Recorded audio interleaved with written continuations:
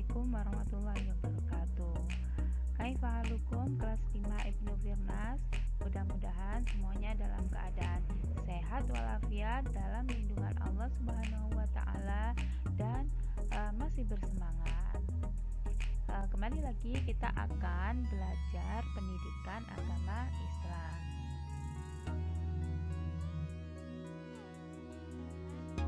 Kali ini kita akan mengenal Rasul-Rasul Allah Subhanahu wa ta'ala.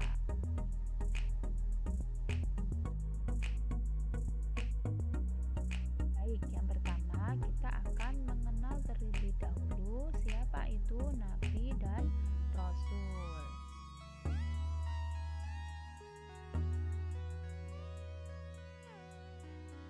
Kata Nabi itu berasal dari kata an-naba yang berarti berita. Dan menurut etimologi, Nabi berarti pembawa berita. Sedangkan menurut istilah, Nabi adalah seorang manusia yang dipilih oleh Allah Subhanahu wa taala dan diberi wahyu atau agama. Sedangkan Rasul itu dari kata risalah, yaitu hal yang berkenaan dengan penugasan. Sedangkan secara etimologi, Rasul adalah seorang pengemban tugas atau petugas, ya. Nah, sedangkan arti istilahnya yaitu seorang manusia yang dipilih oleh Allah Subhanahu wa taala dan diberi wahyu atau agama serta diberi tugas untuk menyampaikannya kepada umatnya. Jadi ada berbeda sedikit ya antara Nabi dan Rasul. Jadi kalau Rasul ada tambahannya tugasnya, yaitu wajib untuk menyampaikan wahyu tadi kepada umat. Sedangkan kalau Nabi itu hanya diberi saja, jadi tidak wajib untuk menyampaikan kepada umat manusia. Jadi setiap Rasul itu pasti adalah Nabi. Sedangkan kalau Nabi itu belum tentu dia itu adalah seorang Rasul.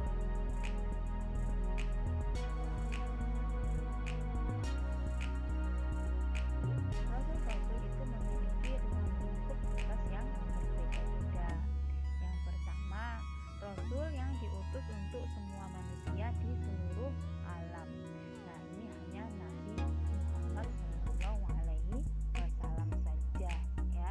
Jadi Nabi Muhammad adalah satu-satunya Rasul yang diutus untuk semua manusia. Yang kedua, yaitu Rasul yang diutus untuk sekelompok manusia tertentu yang hidup di suatu daerah tertentu. Jadi sama dengan nabi-nabi ya, nabi-nabi juga seperti itu, dikirim, diutus itu hanya untuk satu satu kaum saja pada saat tertentu. Misalkan kaum Samud itu kaumnya Nabi siapa? Nabi Soleh, ya. Kaum Ad, kaumnya Nabi Hud itu. Contohnya yaitu Nabi Daud, ini Rasul yang diutus kepada Bani Israel.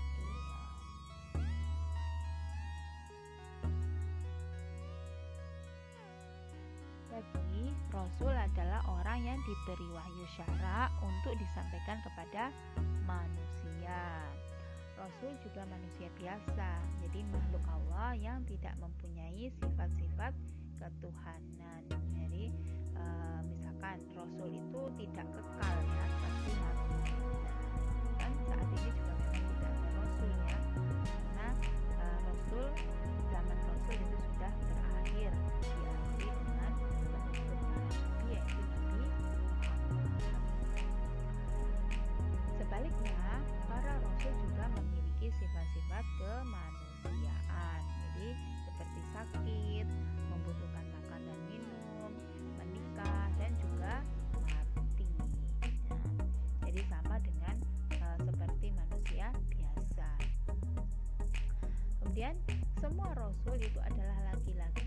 Jadi tidak ada Rasul perempuan. Kalau dulu ada yang mengaku Nabi ya,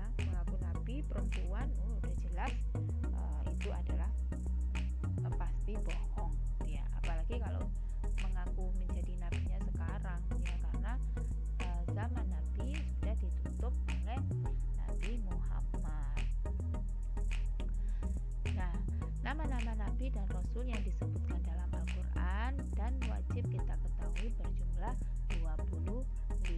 Jadi sebenarnya nabi dan rasul itu banyak sekali ya, tapi yang wajib kita ketahui itu hanya 25. Nah,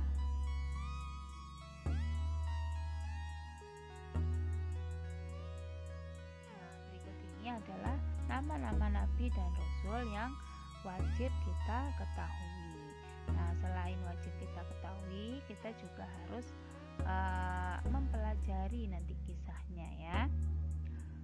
Yang pertama ada Nabi Adam, Nabi Idris, Nabi Nuh, Nabi Hud, Nabi Saleh, Nabi Ibrahim, Nabi Lut, Nabi Ismail, Nabi Ishak, Nabi Yakub, Nabi Yusuf, Nabi Ayub, Nabi Zulkifli, Nabi Syuaib, Nabi Yunus, Nabi Musa, Nabi Harun, Nabi Daud, Nabi Sulaiman, Nabi Ilyas, Nabi Ilyasa, Nabi Zakaria, Nabi Yahya, Nabi Isa, dan terakhir Khotimul Anbiya, Nabi Muhammad Sallallahu Alaihi Wasallam.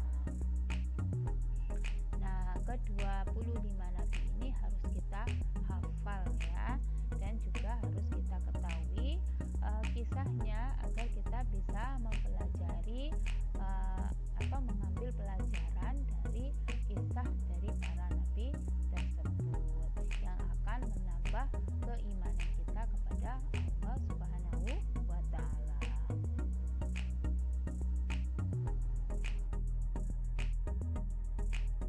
Baik, selanjutnya kita akan mengenal Rasul Ulul Azmi. Siapakah dan apakah Rasul Ulul Azmi itu?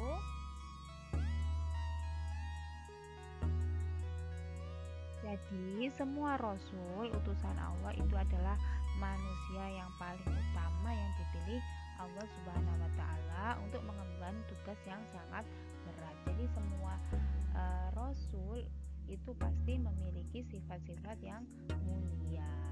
Akan tetapi ada beberapa rasul yang mengalami ujian dan cobaan yang sangat berat sehingga kesabaran dan keteguhan hati mereka benar-benar diuji. Nah, inilah yang disebut Rasul Ulul Azmi.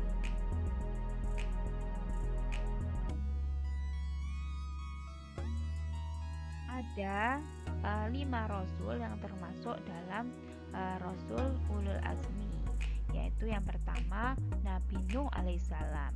Nabi Nuh ini mendapatkan cobaan yang sangat berat ya, karena beliau ini berdakwah selama ratusan tahun ya, tetapi selama berdakwah itu hanya puluhan orang saja yang mau mengikutinya.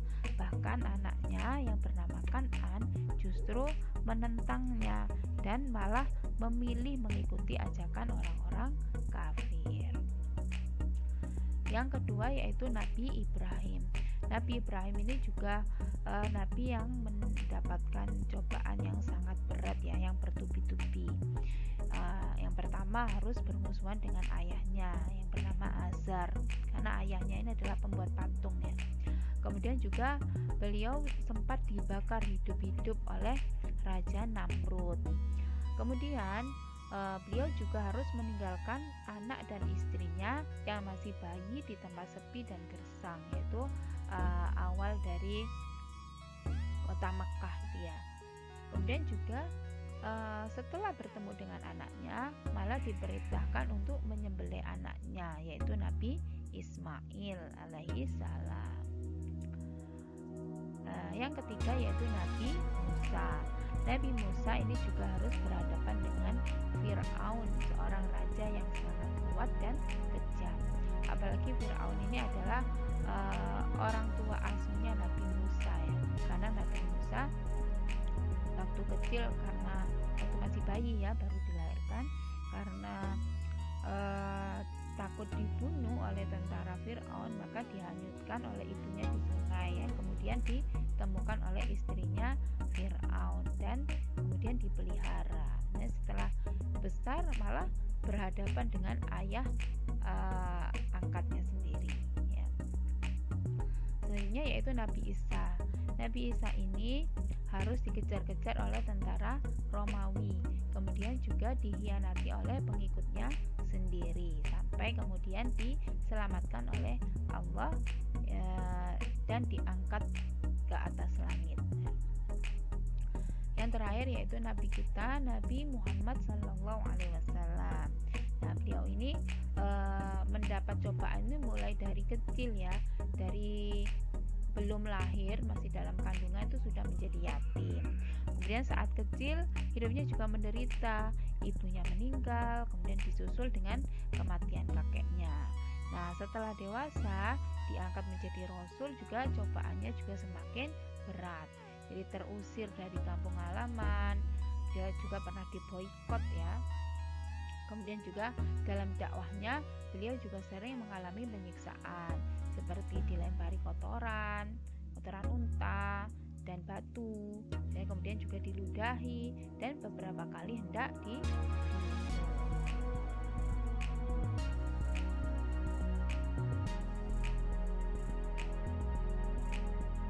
Selanjutnya yaitu sifat-sifat Rasul. Jadi Rasul mempunyai sifat-sifat yang harus dimiliki.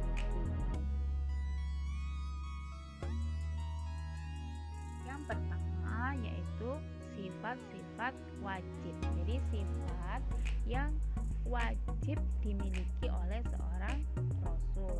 Yang pertama yaitu sidik, yang artinya benar dalam bertutur kata dan tingkah laku. Jadi seorang Rasul itu pastinya sidik ya, jadi jujur, jadi tidak pernah berbohong.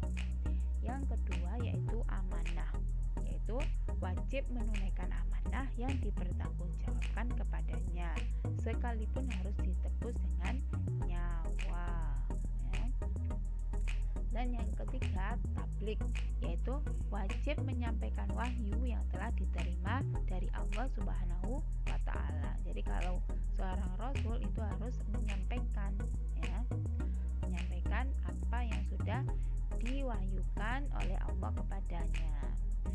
Yang keempat yaitu fatonah, atau kecerdikan, kepintaran, atau kebijaksanaan. Jadi seorang Rasul itu pasti cerdik, pintar, dan bijaksana. Seperti kita ingat kisahnya Nabi Ibrahim ya. Jadi ketika beliau menghancurkan patung-patung, itu beliau menyisakan satu patung yang paling besar ya. Jadi kemudian kapaknya itu dipasangkan di patung tersebut. Nah, jadi ketika ditanya itu beliau menjawab, tanyakan saja kepada patung yang lagi kalung-kalung ini kapak itu gitu ya. Nah tentu saja orang-orang menjadi heboh gitu ya. Jadi mereka itu bingung mau menjawab gimana, karena mau dijawab nggak mungkin lah patung mau menghancurkan patung yang kecil-kecil gitu ya, kan dia cuma patung gitu, mau bilang gitu tapi itu kan Tuhan mereka gitu ya, jadinya bingung. Nah jadi seorang Rasul itu pasti memiliki kecerdasan.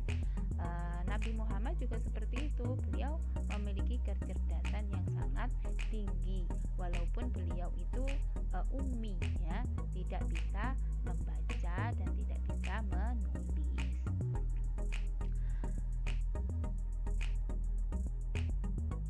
Selanjutnya yaitu sifat-sifat mustahil. Jadi sifat yang tidak mungkin dimiliki oleh seorang Rasul. Yang pertama yaitu kizib atau dusta. Jadi semua Rasul itu adalah manusia yang sudah dipilih oleh Allah sebagai utusannya. Jadi mereka itu mendapat bimbingan dari Allah, jadi terhindar dari sifat-sifat tercela. Jadi setiap Rasul pasti benar ucapannya dan benar pula perbuatannya. Sedangkan sifat dusta hanya dimiliki oleh manusia yang ingin mementingkan kepentingannya sendiri. Sedangkan Rasul itu mementingkan kepentingan umatnya. khianat, artinya berkhianat atau curang. Jadi tidak mungkin seorang rasul itu berkhianat atau ingkar janji terhadap tugas-tugas yang diberikan Allah, yang sudah dipercayakan kepadanya ya.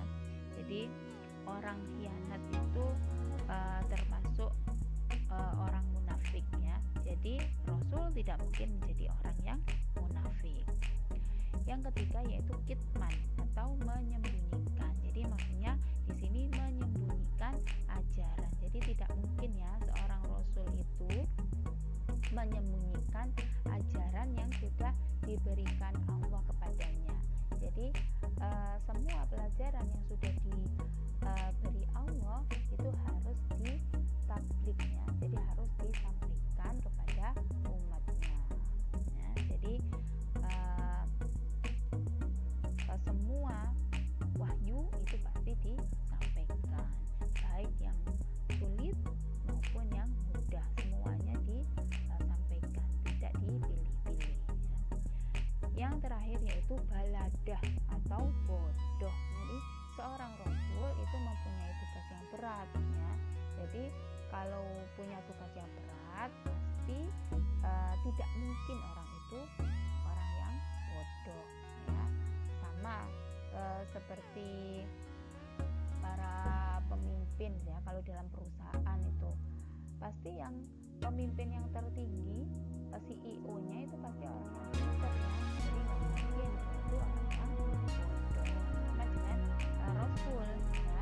Jadi Rasul itu adalah mukjizat, jadi pastinya harus pintar, tidak mungkin bodoh. Jadi kalau bodoh tidak mungkin dapat mengemban amanah dari Allah.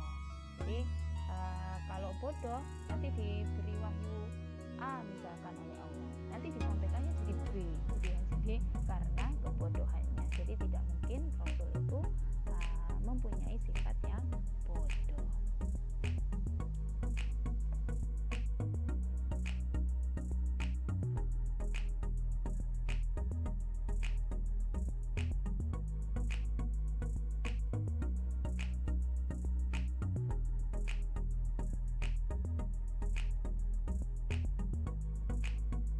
Jadi Allah Subhanahu wa Ta'ala mengutus para rasul yang pertama untuk mengenalkan manusia tentang Rabb-nya dan pencipta mereka, dan mendakwahkan mereka untuk beribadah hanya kepadanya, jadi hanya kepada Allah. Kemudian agar manusia dapat menggunakan nikmat kehidupan dengan baik dan mengetahui cara bersyukur kepada Allah. Kemudian juga Allah mengutus para rasul untuk menyelamatkan manusia dari perselisihan tentang prinsip-prinsip hidup mereka dan menunjuki mereka kepada kebenaran yang diinginkan oleh Allah Subhanahu wa Ta'ala. Jadi sebagai pedoman gitu ya. Jadi sebagai pedoman hidup. Kemudian juga untuk menegakkan agama Allah, menjaganya dari pemalsuan dan penyimpangan, dan agar manusia berhukum dengan hukum yang diturunkan oleh Allah. Kemudian Allah mengutus para rasul untuk memberi kabar gembira kepada orang-orang yang beriman tentang janji-janji Allah akan kehidupan akhirat ya, akan surga, dan juga memperingatkan orang-orang kafir akibat buruk dari kekafiran mereka ya. Kemudian untuk memberi uswah hasanah atau keteladanan yang baik bagi manusia dalam perilaku lurus, akhlak yang utama, ibadah yang sahih, dan istiqomah atas petunjuk Allah Subhanahu wa Ta'ala. Jadi Rasul itu adalah contoh ya, tauladan kita. Jadi bagaimana kita hidup itu contoh nyatanya itu adalah Rasul. Jadi agar kita hidup dengan baik di dunia dan di akhirat. Jadi parameternya itu adalah Rasul ya, jadi wahyu dari Allah. Jadi kalau Kalau orang yang tidak mengenal petunjuk itu, mereka melakukan sesuatu itu akan sekehendak hati mereka. Jadi mereka akan berbuat sesuatu itu sesuai dengan keyakinan mereka. Asalkan mereka nyaman, mereka akan melakukan hal tersebut. Jadi mereka tidak tahu gitu ya.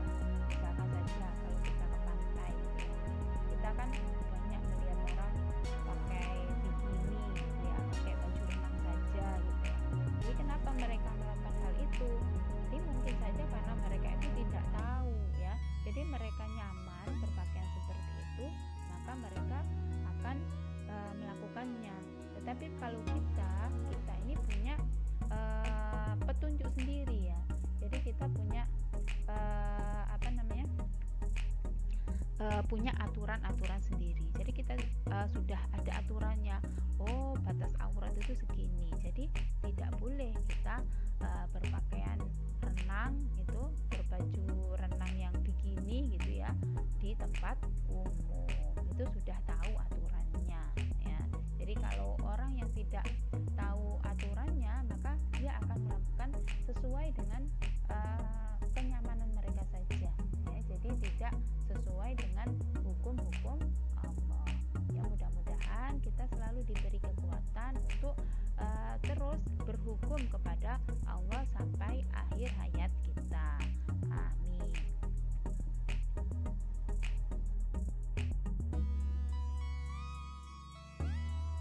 Alhamdulillah, itu tadi materi kita pada hari ini. Kita sudah mempelajari tentang Nabi dan Rasul. Mudah-mudahan materi kali ini lebih menambah keimanan kita kepada Allah Subhanahu wa taala dan lebih melecut diri kita untuk lebih banyak lagi berbuat kebajikan.